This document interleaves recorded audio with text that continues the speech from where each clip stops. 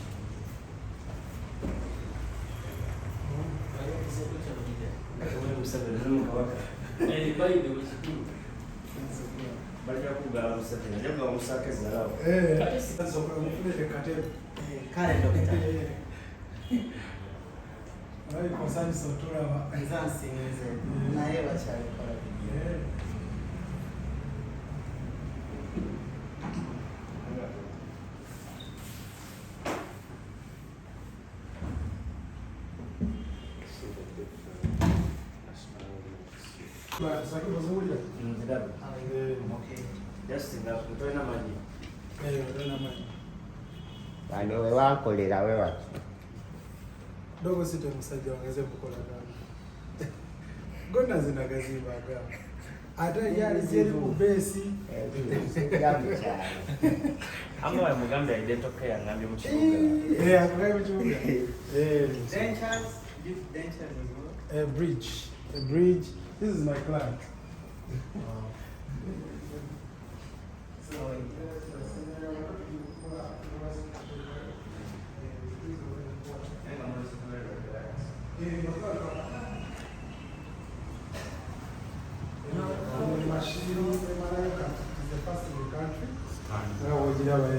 Omuntu agiyingiramu anene bulungi oyinza okujjanga ayingirawo so omunkubira shoti eyo natekamu wano n'omuto then neeraba nejjayo eyo tobula bweti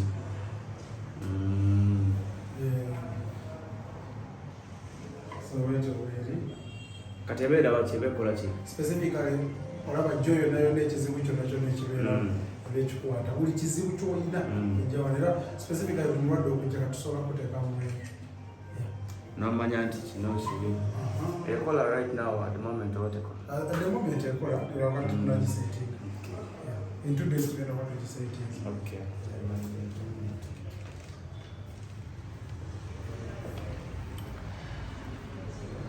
kuliko waggulu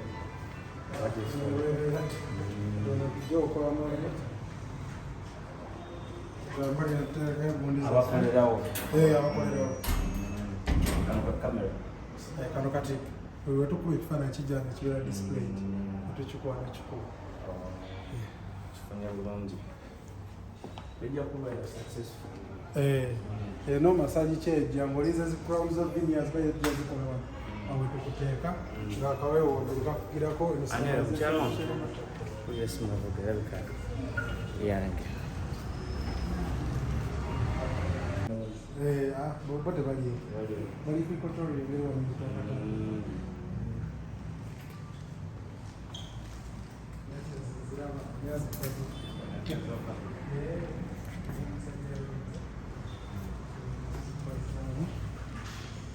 okolaako kanetflix kali waggulu kalaba bulungi bakulira amanyi. Naye kati tetukyayagala kuula. Babalongoseza. Tugala omuntu. Bagatereeza. Bulungi. Kantulewo bakire. Bazikwate namu. Olage nga obuziri. Ziiza.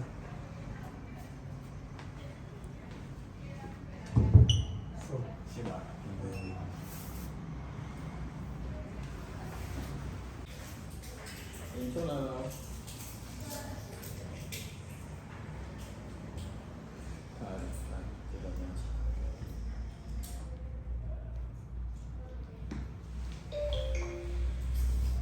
Strong. Gofuna sound wanje. Kyo kiriwo. Kino era omusawo akinyonnyole. Omusawo akinyonnyolere kiri. Tetuliko. Tugenda kukola gye bayita polishing. Polishing kweko omuntu ayagala okitegeera obulungi kyeki Tojjawo light eyo. Compressor. So kati polishing tubeera polishing amanyi. So tubeera Gakilininga. Yes. Cleaning after cleaning the polishing. Make them smooth. The surfaces of the tin have to be smooth. Such as emmere tekwatirako. ne bw'ogirya tekwatirako. Ekwatirako naye oba olina okulongoosa amanyi. Naye nga mu kulongoosa kyangu. Kiyambako. Nga surfaces zirwa. Emmere ekwatiramu. So ne bw'osenya. Particles ezimu Ziba zaakaluba nga zakwata ku mannyo naddala ag'omunda. So kati polishing eno ziyamba emmere nga ziri very smooth. Zino emmere zisobola kukwata kweyo. Kabooli.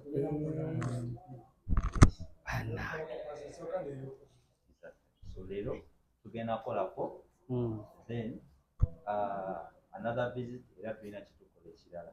Si kyonna kyonna gye bayita scaling and polishing. General cleaning oba professional cleaning ey'amanyi.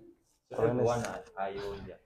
There is cleaning eri kubanga nawe wenyini osenya. Kati gye bayita professional. Procedures ze ziriwo ezo kuba ebiseera ebisinga abantu abamu baba balowooza nti omuntu okujja mu kino ekintu kuba kwejalabya. Kati bw'oyinza kinnyonnyola otya ng'omusawo. Kati procedure eno gye tugenda okukola yesinga okuba ey'omugaso ennyo. Lwaki? Etuyamba okulaba amanyi mubaamu amalwadde nga gwe tosobola galaba. So wano mu kukiliininga tuba tugalaba bulungi. So kigi-exposinga ne tulaba ku buli linnya ekizibu kye liri. Then ekya dressing. Ekirala tupreventinga primary stages of amanyi okulwala. Primary stages nazina zitandikira wano mu bukyafu. Kati cleaning aba ozigemye. Tubanga abagemi. So tuba mu preventive. Kale genda mu maaso ndabe omusajja emumuyooyooto ono naye tatidde. Ndi ready naye togenda laga buli kimu. Ajja kunjirira edda.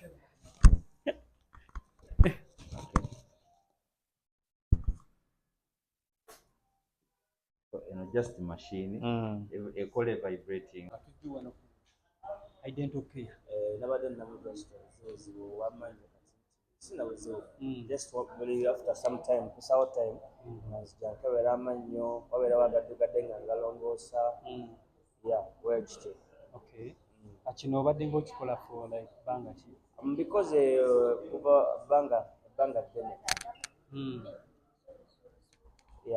Kikoze almost emyaka kubanga nkyali 20 kubanga n'emyaka 2 nze ngamba ekola nakola check up kumanyi.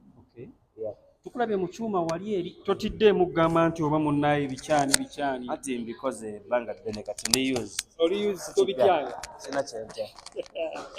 Anayi Shakib omanye ebintu ebisinga bagamba bintu byakwejalabya abanaku tetubijjamu. Bino si byabanaku jasi buno bulamu bwo kiyamba kyo okutuuka emyaka 8 nga tukyalina manyi mukama. Kati Shakib omuntu atalina busobozi kujja mu kino ekintu aba agenda kukola aba tagenda kufa bufi. Oba n'obusobozi olw'ensonga tekibeerawo buli lunaku, kibeerawo once in a while. lwojja n'okebera ku mannyogo n'ogakolako. Si buli lunaku mbu olina okukikola, si mmere buli lunaku olina okugigula, kibeerawo lwa lumu.